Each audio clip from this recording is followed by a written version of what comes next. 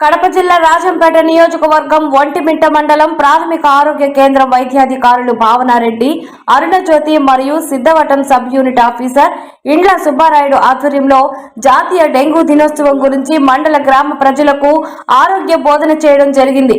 ఈ సందర్భంగా sub unit officer ఇండ్ల సుబ్బారాయుడు మాట్లాడుతూ ప్రతి ఒక్కరూ తమ ఆరోగ్యం పట్ల జాగ్రత్తగా ఉండాలని, ఈ రోజు జాతీయ డెంగ్యూ దినోత్సవం కనుక డెంగ్యూ వ్యాధి చాలా ప్రమాదకరమైనదని, ప్రాణాంతకరమైనదని కనుక ప్రతి ఒక్కరూ పరిసరాల పరిశుభ్రత తప్పకుండా పాటించాలని ప్రజలకు వివరించడం జరిగింది.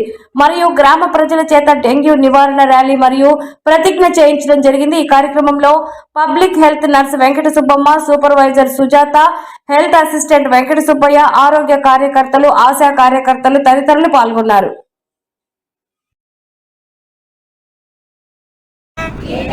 జనిత రోగ నియంత్రణ కార్యక్రమం జాతీయ డెంగ్యూ దినోత్సవం మే 16,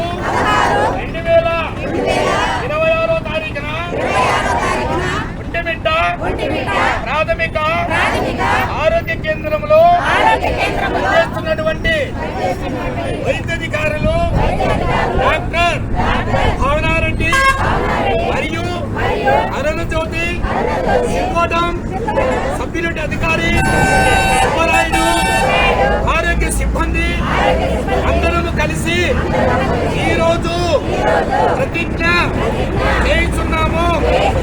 నేను మరియు మా కుటుంబము అందరం కూడా హోమకాటకు గురి కాకుండా ఉంటామని ప్రతిజ్ఞ చేస్తున్నాము.